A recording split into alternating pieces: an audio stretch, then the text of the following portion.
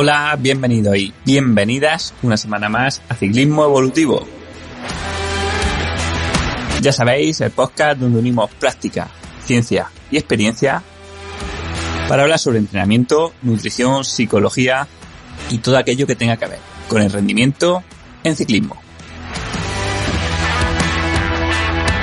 Y esta semana os traigo el segundo episodio sobre la variabilidad de la frecuencia cardíaca, donde no vamos a hablar tanto de esta métrica, sino de una muy relacionada llamada DFA alfa 1.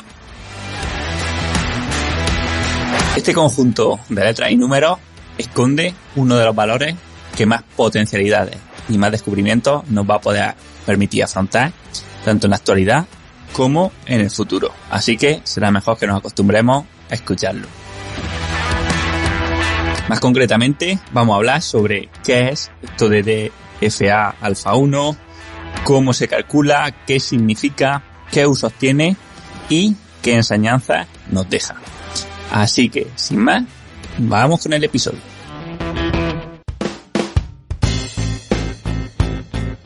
En el episodio anterior vimos cómo la variabilidad de la frecuencia cardíaca en cualquiera de sus índices lo que nos da es una idea, un reflejo de la desviación que tienen los latidos o la diferencia entre latidos respecto a la media de la diferencia entre latidos, ¿vale?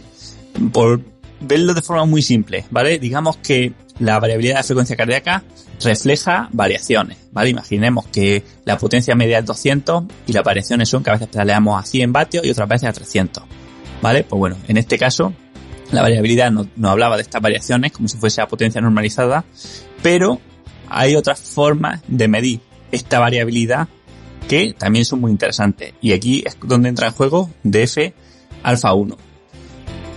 DF alfa 1 significa Detenere Fluctuation Analysis y alfa 1 quiere decir que es a corto plazo. Se usan ventanas pequeñas entre 4 y 16 latidos. Bueno, Detenere Fluctuation Analysis, ¿no? O análisis de fluctuación de tendencias, lo que hace referencia precisamente es a esto, al análisis de la tendencia del patrón que va dibujando la variabilidad de la frecuencia cardíaca, ¿vale? Si nos imaginásemos un gráfico, ¿vale? Vamos a obviar ahora variabilidad y vamos a pensar solamente en frecuencia cardíaca o en cadencia, ¿vale? Cuando vemos un esfuerzo, imaginamos de 20 minutos, aunque sea un ritmo a una potencia estable, tanto la frecuencia cardíaca como la potencia normalmente van dibujando patrones, ¿no? A veces suben un poco, luego baja, se mantiene, sube mucho, baja poco a poco, etcétera, ¿no? Va dibujando una especie de montañas, ¿no? O de acantilados durante ese periodo, no se mantiene totalmente estable. Pues precisamente este dibujo es el que nos interesa. Y es que DF alfa 1 lo que mide es el exponente que sigue este dibujo en el corto plazo. Y este exponente no es más que el grado de correlación que hay entre una medida y las anteriores. Así, por ejemplo, para que se entienda, en reposo normalmente, en personas sanas, solemos tener un exponente cercano a 1, ¿vale? 1,0. Esto es lo que se considera un exponente fractal, porque es una proporción entre orden y aleatoriedad. Muchos conoceréis seguramente los dibujos fractales, ¿vale? Que no son más que dibujos que guardan autosimilitud cuando los ampliamos o los desescalamos. Por ejemplo, como he dicho muchas veces, las ramas de un árbol, los rayos, etcétera. Pero también podemos hablar de exponentes fractales a nivel de escala. Y esto precisamente es lo que hace DF alfa 1. Y es medir el tamaño y la frecuencia tanto de los aumentos como de los decrementos de esta variabilidad de la frecuencia cardíaca y ver si estos datos, al sacar su exponente, pues siguen una tendencia fractal, que ya digo que su exponente sería 1,0, o si son más aleatorios o más organizados. Por ejemplo, si bien digo que en reposo nuestra DF1 alfa suele estar en torno a 1,0, cuando empezamos a ejercitarnos y realizamos actividades ligeras, como andar o como pedalear suave, en zona 1 o en la parte baja de la zona 2, esta DF1 alfa suele aumentar hasta llegar a valores de en torno a 1,5. En 1,5 hablamos de que el patrón de la DF1 alfa es mucho más predecible y regular. Es lo que se conoce como ruido marrón y denota un estado estable y muy ordenado donde apenas encontramos cambios fisiológicos. Sin embargo, a partir de cierta intensidad, que suele estar pues en potencia en torno a la mitad o la parte alta de la zona 2, esta DF1 alfa empieza a disminuir y baja muy rápidamente desde 1 hasta por debajo de 0,5. 0,5 es el valor de corte donde se considera que el patrón de la variabilidad empieza a ser aleatorio. ¿Qué quiere decir aleatorio? Pues que la variabilidad medida en cada momento no guarda relación con la que se esperaba según la tendencia, o no guarda relación con los valores anteriores. Si bien cuando estábamos en valores de 1,5 era predecible y esta dinámica de la variabilidad dibujaba un patrón muy muy claro, en 1.0 este patrón era rítmico pero con oscilaciones aleatorias, con un patrón fractal. En este caso, en 0,5 estamos ante un patrón totalmente aleatorio. Este patrón caótico y aleatorio se conoce como ruido blanco y refleja el estado de equilibrio dinámico del organismo, que no es capaz de quedarse estático en ninguna configuración, sino que trata de buscar conexiones y sinergias entre subsistemas para ser capaz de mantener los requerimientos de intensidad de la tarea. Estos valores, tanto muy altos como muy bajos de DF1 alfa, se relacionan con enfermedad. Por un lado, porque cuando son muy regulares somos incapaces de adaptarnos a los requerimientos que se dan en el día a día, a las condiciones externas, y cuando son muy caóticos indican que estamos luchando contra algún agresor.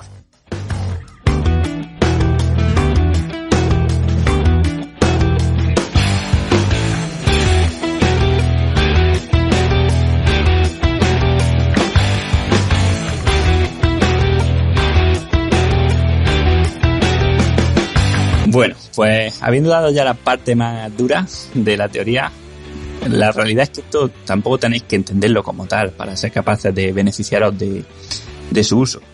Lo que tenéis que quedaros es eso con la tendencia que tiene, ¿vale? Y es que en reposo suele ser de 1, en torno a 1, aumenta ligeramente con actividades moderadas hasta llegar incluso a valores de 1,5 y a partir de un punto empieza a disminuir de forma muy brusca desde 1 hasta 0,5 o incluso hasta 0,3, 0,2, que es el punto donde más baja. O sea, yo no he visto valores más bajos de 0,25, por ejemplo. Pero bueno, tampoco descarto que se pudiesen conseguir en deportistas muy, muy en forma. ¿Y qué es lo que tenemos que saber entonces? Bueno, pues que DF alfa 1 puede ser un marcador muy preciso de la carga interna que está sufriendo nuestro organismo. Quizá incluso mejor marcador que la frecuencia cardíaca, ya que su correlación con la percepción de esfuerzo es más alta. Por ejemplo, personalmente he visto varios días donde me he exprimido al 100% de ese día, o sea, donde he intentado hacer un Condestrava, y días que por circunstancias externas, por ejemplo, por haber salido temprano, por hacer más fresco, mi frecuencia cardíaca no pasaba de 170, y otros días que había conseguido llegar incluso hasta 183, pero cuando miraba DF1 alfa, en ambos casos llegué hasta 0,3 o incluso hasta 0,28 de bajada de DF1 alfa. O sea, es incluso más sensible a que me estoy esforzando al máximo que la frecuencia cardíaca, que ya sabemos que hay otros factores que la modifican. Por eso en este caso creo que puede ser un indicador con muchísima potencialidad en cuanto a la medición de la carga interna. También tenemos que saber cómo fluctúa en otras situaciones. Por ejemplo, ahora veremos que se ha estudiado mucho DF alfa 1 en test, digamos, en condiciones ideales, incrementales, donde vamos aumentando pues cada 3 o 4 minutos, 10 o 20 vatios y ir viendo su comportamiento. Pero también es interesante, como ocurre en todas las cosas que podamos medir, ver su reacción opuesta, ¿no? O qué pasa cuando lo movemos al revés. Por ejemplo, hay una reflexión de Nassim Taleb que me encanta porque es que te revienta la cabeza cuando dice, tú, a través de un cubito de hielo, te puedes imaginar la forma que va a tener el charco cuando se derrita, ¿vale? Podemos hacer modelos, si queremos, hipótesis, probabilidades de qué forma va a tener el charco cuando se derrita el cubito de hielo. Pero si yo llego al suelo y veo un charco, yo no puedo de ninguna forma saber qué forma tenía esa agua cuando era cubito de hielo. ¿Era redonda? ¿Era cuadrada? ¿Era un vaso? ¿Era un triángulo? No lo sé, ¿no?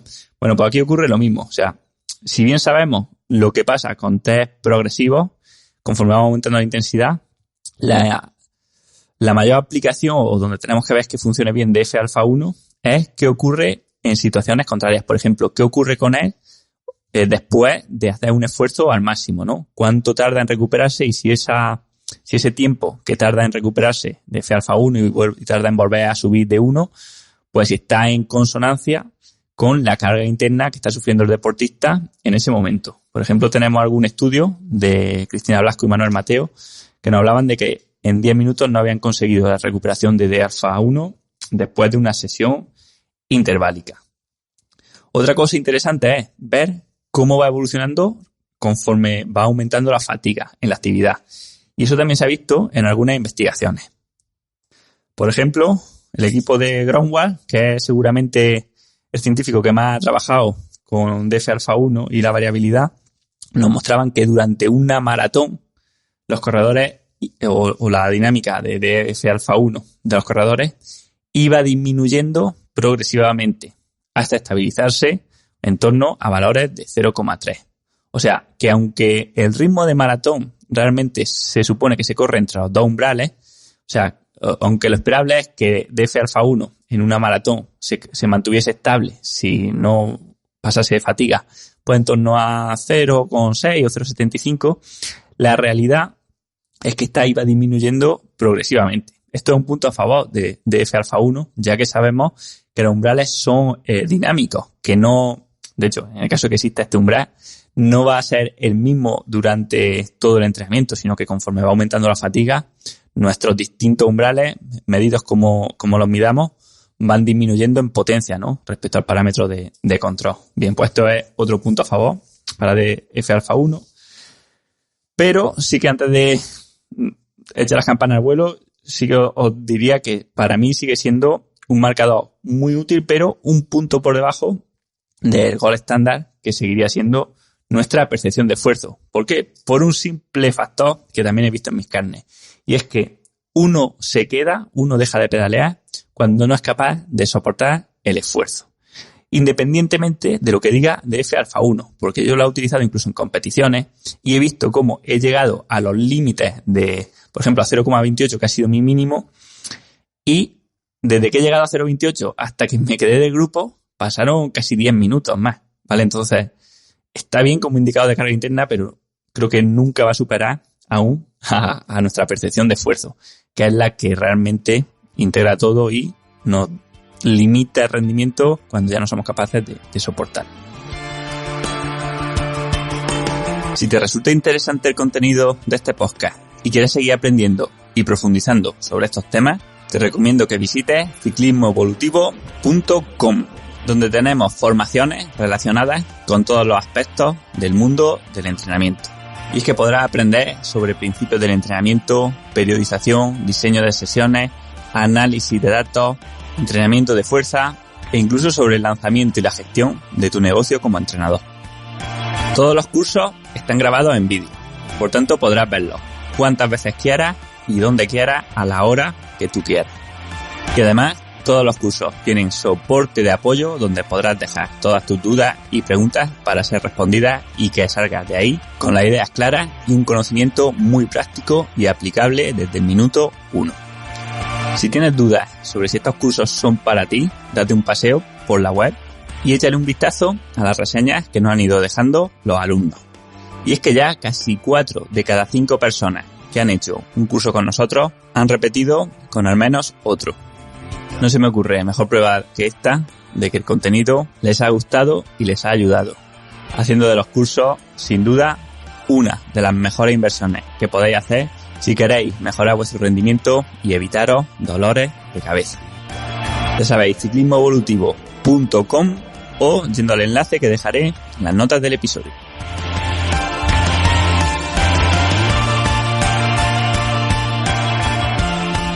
Bien, pues seguimos con el podcast y vamos a hablar de las aplicaciones que tiene DF Alpha 1 para el entrenamiento. He encontrado principalmente 3 aplicaciones.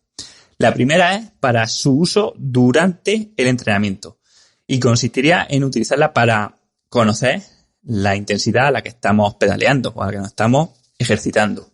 Digamos que sería como, igual que llevar un campo de pulsaciones en el Garmin, pues llevar otro campo que fuese esta DF Alpha 1 y tratar de que este valor pues no pase de los umbrales en que nosotros no queramos que pasase, ¿no? Por ejemplo, si estuviésemos haciendo un rodaje aeróbico, pues intentar que esta DF Alpha 1 no bajase de 1 o de 0,75 en función de lo que quisiéramos buscar, o si estuviésemos haciendo intervalos, intentar que esta DF Alpha 1 no aumentase de 0,5 durante los intervalos. Bueno, al final esto es una cosa que creo que con el tiempo se irá perfeccionando. Ahora mismo que hace falta más investigación para detectar los comportamientos que decía antes, o sea, los comportamientos inversos y su comportamiento en fatiga.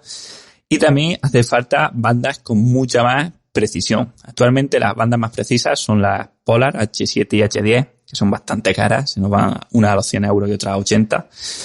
Y el tema está en que incluso con estas bandas encontramos una cantidad muy alta de lo que se denominan artefactos, que son fallos en la medición de algunos de los latidos que, al ser periodos de tiempo tan cortos, un fallo en un latido ya modifica bastante la medición. Cuando tenemos bastantes artefactos, por ejemplo, se habla de que valores mayores de un 3% de estos artefactos o de estos fallos que corrige el pulsómetro nos darían lugar a lecturas inválidas, ¿vale? Cada autor lo pone en un 2%, un 3%, incluso un 5%, pero vamos, ya os digo que hay que aún aumentar la calidad media de las bandas antes de pasar a medir esto. En segundo lugar, otra de las aplicaciones que tiene DF Alpha 1 es para detectar los umbrales, ¿vale? O en este caso, para detectar un umbral de variabilidad. El pionero y el mayor investigador de esto es un italiano llamado Marco Altini, que ha investigado mucho sobre test para tratar de medir este umbral de variabilidad de frecuencia cardíaca. E incluso en España tenemos un grupo que se llama PETA-Z, que es un grupo de competiciones de Swift, que también sé que están trabajando y probando mucho estos test para la determinación del umbral. Ahí tenemos, por ejemplo, a Rubén Fernández, que es uno de los mayores expertos en Golden Cheetah de España. Y lo que se intenta con estos test incrementales es determinar una intensidad, tanto en potencia como en frecuencia cardíaca, a la que se encontrase el primer umbral, ¿vale? Bien, esto tiene grandes potencialidades y también algunos inconvenientes que hay que tener muy en cuenta a la hora de no cometer errores. La determinación de un umbral por DF Alpha 1 sería un logro realmente útil para los entrenadores y para todos los ciclistas. Y es que nos permitiría tener un valor asociado a este primer umbral sin tener que hacer pesados test de potencia o costosos test de lactato. Se podría hacer incluso de forma remota. No necesitaríamos ni siquiera que el entrenador esté presente con el ciclista. Y esto nos daría mucha libertad. Esta sin duda es una de las principales fortalezas que nos va a permitir tener nuestros umbrales de variabilidad de frecuencia cardíaca.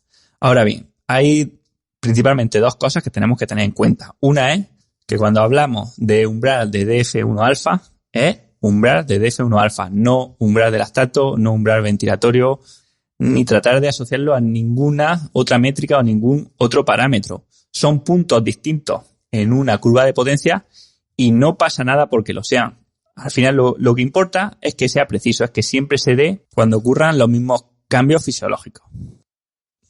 De hecho, es que si lo apuramos mucho más, podríamos llegar a preguntar o a decir ¿qué es este umbral que estamos buscando? ¿Existe acaso?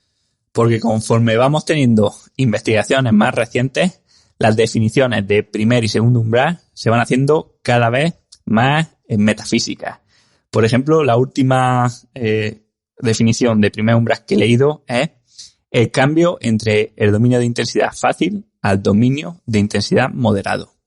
Y es que al final nos ocurre siempre que no encontramos nunca un punto o una intensidad en la que de repente empiezan a ocurrir cambios, porque sí, llega un punto donde, por ejemplo, el lactato empieza a aumentar un poco más, pero el umbral ventilatorio todavía no se ha dado, o DFE alfa 1 todavía no ha llegado a 0,75. Entonces, digamos que tenemos zonas donde los cambios ocurren de forma más rápida, ¿vale? Zonas de transición, pero no umbrales. Por eso tampoco tiene mucho sentido tratar de perseguir un indicador relacionado con el lactato o con cualquier otro parámetro. En los test incrementales se ha elegido 0,75 como el valor donde se va a situar este primer umbral, por ser el punto medio entre una tendencia fractal de 1 y una tendencia aleatoria de 0,5. Sin embargo, también me pregunto si tendría sentido medir el último punto donde DF1 alfa toque 1,0 antes de bajar por el aumento de intensidad, ya que es el punto donde se pierde la fractalidad. Esto nos daría otro umbral diferente de variabilidad un poco antes, o sea, una intensidad un poco más baja, pero bueno, al final, como digo, lo importante es que sea estable, que sea repetible en el tiempo y simplemente sería cuestión de adaptarnos a él. En todo caso, estos test parece que están funcionando bastante bien y es posible que pronto los podamos implementar en el trabajo con los deportistas. Y en tercer lugar, la aplicación que tienen es para utilizarlos en reposo como sustituto de la HRV o de la RMSSD de la que hablábamos en el episodio anterior. Sin embargo, aún hace falta más investigación para ver qué valores de DF alfa 1 y cómo estos se relacionan con los estresores del día a día y con el estado de fatiga del deportista podemos utilizar. Aunque aún esta investigación está en ciernes, sí que ya se está utilizando en medicina para detectar el riesgo de enfermedad de los pacientes.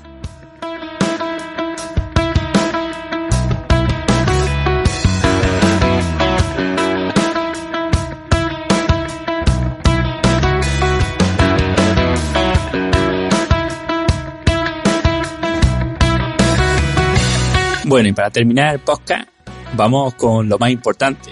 ¿Y qué es lo más importante? Como dice el Principito, lo que no se ve a los ojos. En este caso, lo más importante es la influencia que tiene DF1 alfa para las ciencias de la complejidad, que fueron las primeras en usarlo y descubrirlo. Este patrón fractal de la variabilidad de la frecuencia cardíaca es una propiedad emergente que surge de la interacción entre los sistemas simpático y parasimpático. Este exponente fractal de 1,0 muestra la capacidad de autoorganización de los sistemas complejos en torno a un umbral crítico en el que son lo suficientemente variables para adaptarse a los estresores externos, pero lo suficientemente ordenados para tener sus propiedades y no estar en un cambio constante. Esta capacidad de autoorganizarse en torno a un umbral crítico por encima del cual o por debajo del cual los mecanismos cambian, se encuentra en un montón de sistemas complejos. Desde la dinámica de poblaciones, depredadores y presas, los mecanismos anabólicos y catabólicos del organismo o la propia distribución de la sociedad entre izquierda y derecha, que siempre fluctúan en torno a un umbral crítico para mantener el equilibrio. Acerca de estas propiedades, Natalia Balaguer, a la que tuvimos en el podcast en su libro Complex System in Sport, nos habla de 3 fases o 3 etapas en el rendimiento o en el ejercicio hasta la extenuación. Primera, la parte inicial del esfuerzo, que se caracteriza por una mayor flexibilidad y estabilidad de las interacciones psicobiológicas. O sea, cuando DF alfa 1 es superior a 0 y va aumentando hasta 1,5. Aquí mantenemos un estado estable, donde las conexiones entre nuestros subsistemas apenas cambian, ya que tenemos unos requisitos que son fácilmente asumibles por la configuración del sistema en ese momento, que muestra un comportamiento estático y ordenado. El segundo nivel de intensidad, que iría desde 1,0 hasta que disminuye de 0,5, el sistema se vuelve más caótico y alterna fases de estabilidad con fases de desestabilización. Las conexiones entre los subsistemas son más breves y hace falta crear nuevas conexiones, nuevas sinergias con mayor velocidad. El estado estable, por tanto, cada vez dura menos. Y la tercera fase es donde procedemos al agotamiento y el organismo es incapaz de encontrar una configuración que sea suficiente para mantener los requisitos energéticos o extenuantes de la actividad. Se produce una competición entre los mecanismos de excitación y de inhibición, o sea, entre los mecanismos que permiten mantener la actividad y la fatiga que los derrumba, hasta que llega un punto en el que ya somos incapaces de generar nuevas sinergias, nuevas formas de autoorganizarnos para mantener la potencia. Aquí es donde aparece la urgencia o el deseo por terminar y es donde acabamos tirando la toalla, donde se produce una pérdida de la estabilidad fisiológica. Bueno, esto igual os ha sonado un poco raro o un poco a chino, pero es que la peculiaridad de los sistemas complejos o de su estudio es que se utilizan términos más de ingeniería que de fisiología, ¿no? Y al final es como otra forma de abordarlos como sistemas dentro de sistemas con sus propiedades, en vez de hablar de células, de enzimas, de cambios fisiológicos, etcétera. Pero bueno, lo que tenemos que entender, para resumirlo muy fácil, es que al principio, en el ejercicio fácil, digamos que es muy sencillo para el organismo mantener la actividad que está realizando. Por tanto, no hay más esfuerzo, ¿vale? De hecho, se va ordenando porque el aumento ligero de la intensidad pues obliga a ir satisfaciendo unas demandas que se satisfacen fácilmente. En la segunda fase empezamos a tener que demandar más recursos del organismo. Entonces llegan puntos donde empezamos a activar unos sistemas que no estábamos activando, ¿no? Que os digo yo, si os llevamos a fisiología, pues por ejemplo empezamos a producir lactato, empezamos a degradar más glucosa, etcétera. Bueno, un montón de reacciones que podríamos tener aquí. Y la tercera fase ya es en la que nos debatimos entre la capacidad de seguir o de no seguir. Es aquella en la que ya empezamos a utilizar, mecanismos que teníamos de reserva, como podría ser, esta reserva de oxígeno en la mioglobina muscular, la producción de energía sin presencia de oxígeno, etcétera. Para entender también esto, es importante entender el concepto de multiestabilidad, que hace referencia a que hay más de una configuración o de un estado posible para responder a las demandas de una tarea, ¿vale? Digamos que un organismo, para satisfacer una potencia, que os digo yo, de 200 vatios en 10 minutos, se puede organizar produciendo más energía de forma aeróbica o más de forma anaeróbica, o más lactato o menos lactato, utilizando un poco más de fibra rápida, un poco más de fibra lenta, en fin. Hay muchas formas de organizarse y, de hecho, una reducción más acusada de F-alfa-1 se relaciona con una mayor capacidad aeróbica, o sea, con un mejor rendimiento. ¿Qué quiere decir esto? Que los deportistas profesionales o los deportistas de muy alto nivel son capaces de llegar a valores más bajos, quizás de 0,2, de 0,25, en fin. Habría que ver hasta dónde pueden llegar porque yo no lo he medido más que en mí. ¿Y cuál es la hipótesis? Pues que pueden llegar a estados más desorganizados o quizá, porque están más entrenados, son capaces de conseguir más sinergia o más posibles estados conforme la fatiga va destruyendo los estados estables ya creados. Así que, como conclusión, F-alfa-1 nos muestra cómo los organismos se comportan como sistemas complejos que se autoorganizan en función de las demandas de la tarea y que incluso en reposo no mantienen un estado completamente estable, sino que las conexiones entre los subsistemas van variando para ser capaces de adaptarnos a los cambios en el entorno. Bien, hasta aquí el episodio de hoy. Espero que os haya gustado, que haya resultado útil y que se haya entendido. Siento si quizás lo he hecho un poco complejo, ahora que lo pienso, hablando de sistemas complejos y utilizando esta jerga.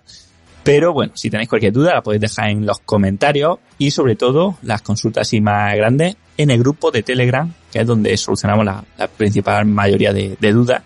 Os dejo un enlace en las notas del episodio para que podáis acceder. También voy por ahí colgando resultados, artículos y cosas que veo interesantes respecto a entrenamiento. Y sin nada más que añadir, Me despido, yo soy Manu Sol Arjona y esto ha sido Ciclismo Evolutivo. Nos escuchamos la semana que viene.